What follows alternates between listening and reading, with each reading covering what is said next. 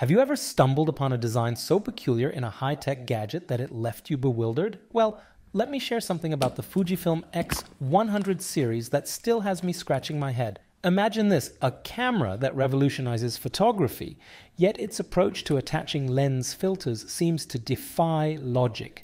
Let me dive deeper, and soon you'll grasp the truly bizarre nature of this feature. Originally, the camera comes like this.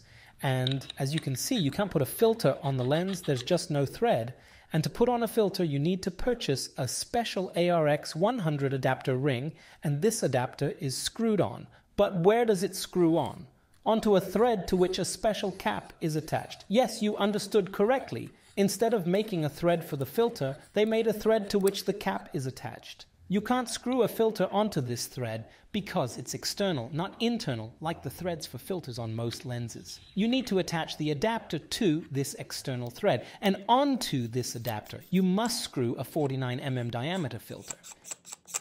I already made a video where I showed the process, but I mistakenly filmed with the adapter flipped the wrong way.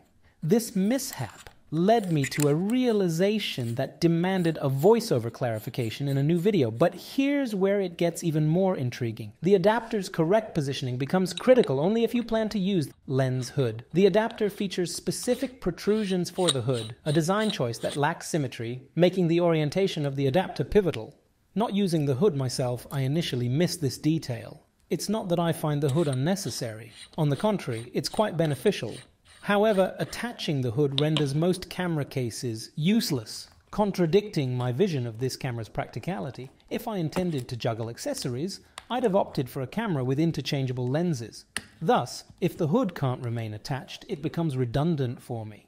In my pursuit of simplicity, I inadvertently flipped the narrative by showcasing that, despite the design, the adapter could be attached both ways. This begs the question, if flipping the adapter works, could the same be said for the filter?